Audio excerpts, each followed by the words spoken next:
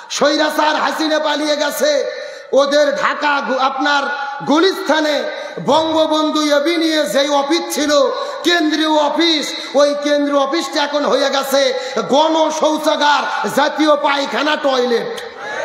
এ কথা কর না কে? আজকে সকালবেলায় RTV নিউজের মধ্যে দেখলাম তাদের কেন্দ্রীয় অফিস ছিল গুলিস্তান 0 পয়েন্টের পাশে বঙ্গবন্ধু এভিনিউ, বিশাল বড় 12তলা বিল্ডিং। ওই বিল্ডিং এর মধ্যে এখন ঢাকা শহরের লোকজন যে পায়খানা করতেছে, প্রসাব করতেছে। আর ঢাকা শহরে যত নিশাখুর আছে, ফেন্সিডিল খাচ্ছে, বাবা খাচ্ছে, ইয়াবা খাচ্ছে, তাদের অফিসটা আল্লাহ বানাইয়া দিয়েছে ইন্টারন্যাশনাল পায়খানা আর জাতীয় নিশা করার জায়গা।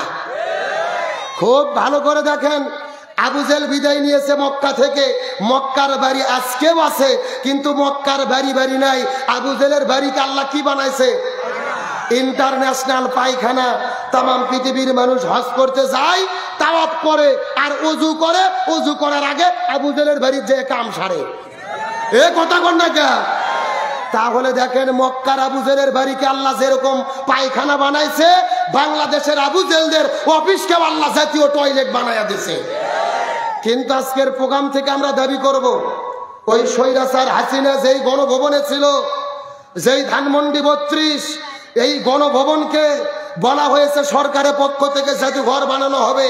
আমি বলবো না, গণভবনকে, ধানমন্ডি 32কে জাদুঘর নয়, ওই গণভবনকেও ইন্টারন্যাশনাল পায়খানা বানানো দরকার।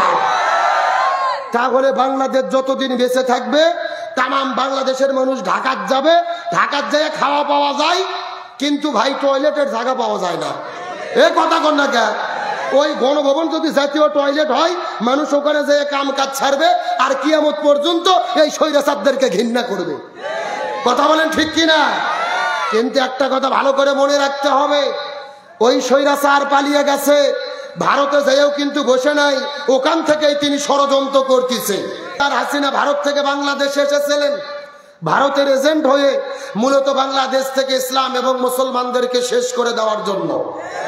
তারই ধারাবাহিকতায় আমরা দেখেছিলাম এই বাংলাদেশের 16 বছরে শিক্ষা ব্যবস্থার মধ্য থেকে কোরআন হাদিসের শিক্ষাগুলোকে বাদ দিয়ে তারা ঢুকিয়ে দিয়েছিল বান্দরের শিক্ষা।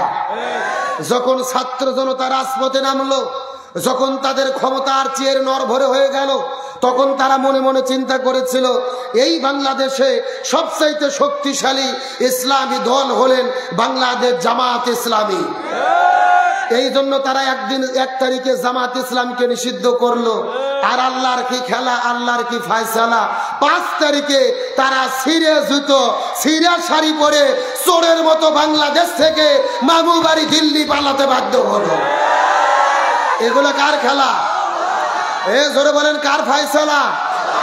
আল্লাহ তাআলা বলেন ওয়া মাকারু ওয়া মাকারাল্লাহ ওয়াল্লাহু খায়রুল মাকিরিন। তারাও ষড়যন্ত্র করে, আল্লাহও পরিকল্পনা গ্রহণ করে। কার পরিকল্পনা বিজয় হয়? আল্লাহ। আরো জোরে বলেন। আল্লাহ তাআলা বলেন তারা যুগে যুগে দ্বীন ইসলামকে শেষ করতে চায়, ইসলামের বিরুদ্ধে ষড়যন্ত্র করে, কিন্তু কোনো লাভ নাই।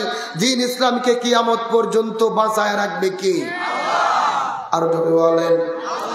আল্লাহ সুবহানাহু ওয়া তাআলা বলেন ইউরিদুনা লিইউতফিউ নূরাল্লাহি বিআফওয়াহিহিম আল্লাহু মুতিম্মু নূরিহি ওয়ালাউ কারিহাল কাফিরুন।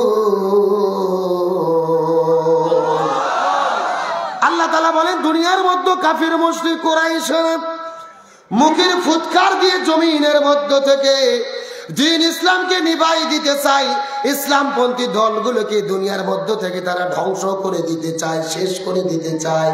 কিন্তু আল্লাহ রাব্বুল আলামিন বলেন তারা যতই ষড়যন্ত্র পরিকল্পনা করুক না কেন, এই দুনিয়ার মধ্য থেকে তারা দ্বীন ইসলামকে শেষ করতে পারবে না, বরং কিয়ামত পর্যন্ত আমি আল্লাহ জমিনের ভেতরে আমার দ্বীনকেই প্রজ্বলিত করে রাখবো। কিয়ামত পর্যন্ত জমিনের মধ্যে দ্বীন ইসলামকে কে জীবিত করে রাখবে? আরো জোরে বলেন। এই বাংলাদেশে গত 16 বছর আমরা কত ষড়যন্ত্র দেখেছি। গত 16 বছর আমরা শুনেছি যে ছাত্র শিবির মানে হলো রক কাটা। জোরে বলেন, কি কাটা? মানে শিবিরের ছেলেপেলেদের খাইয়ে দেওয়ার কোনো কাজ নাই। এদের কাজ হলো শুধু ওই ভার্সিটি স্কুলের মধ্যে যে মানুষের রক কাটা। রাজশাহীতে যাওয়ার পরে জিজ্ঞেস করে, হল আচ্ছা রাজশাহীতে শিবির কি রক কাটে? রাজশাহীর লোক বলতেছে শিবির তো রাজশাহীতে রক কাটে না, ঢাকাতে কাটে। কোথায় কাটে? ঢাকাতে যাওয়ার পরে জিজ্ঞেস করা হলো শিবির কি ঢাকায় রক কাটে?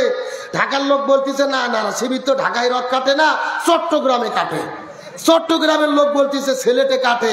গবেষণা করে তদন্ত করে দেখা গেল, পেপার পত্রিকা টেলিভিশন খুললে দেখা যায় শিবির রক কাটে না, বাংলাদেশের 99% রক কেটেছে ছাত্রলীগের সন্ত্রাসীরা।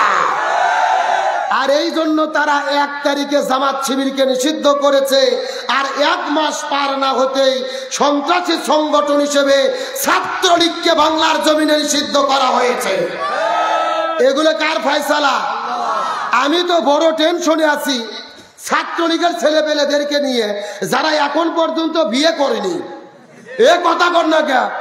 যারা এতদিন ছাত্রলীগ করতো, নেতৃত্ব খাটাতে গিয়ে বিয়ে করতে পারেনি, আমি টেনশন করতেছি এরা পাত্রী পাবে কোথায়? এ কথা কর না কে? কোন ভালো ফ্যামিলির বাবা মা মেয়েকে ছাত্রলীগের সন্ত্রাসীদের সঙ্গে বিয়ে দেবে না। এ কথা কর। এই জন্য তথ্য পাইলাম স্বৈরাচারের লোকেরা কিছু কিছু এখন তাবলিগ করতেছে। এ কথা কর না কে? তারা ইসলামকে জমিনের মধ্য থেকে শেষ করতে চেয়েছে। 16 বছর অত্যাচার নির্যাতন করেছে। কিন্তু বলেন তো দেখি, বাংলাদেশ থেকে ইসলামপন্থীরা দমিয়ে গেছে নাকি আরো উজ্জীবিত হয়েছে? বরং আমরা দেখতে পারছি স্বৈরাচার পালিয়ে যাওয়ার পরে পুরো বাংলাদেশে ইসলামপন্থীদের জয় জয়কার চলতেছে। আমার মনে বলে ইসলামপন্থী দলগুলো যদি এক হতে পারে আর কোন স্বৈরাচার ক্ষমতায় আসতে পারবে না। আল্লাহর কোরআনে এই কথাই বলেছেন, ইজা জাআ নাসরুল্লাহি ওয়াল ফাত।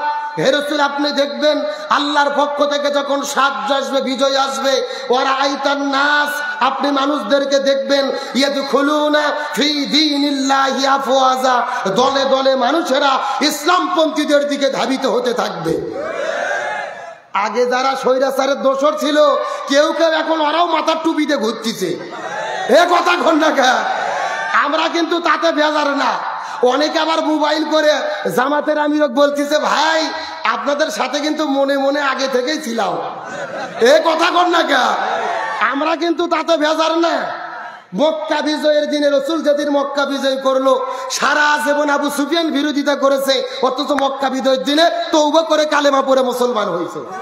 কথা বলেন ঠিক কিনা? সুতরাং যারা অন্যায় করেনি এরা যদি তওবা করে দিনের পথে ফিরে আসে আমাদের কোনো আপত্তি নেই। তবে যারা প্রকাশ্য অপরাধ করেছে এদের বিচার বাংলার জমিনে হতেই হবে।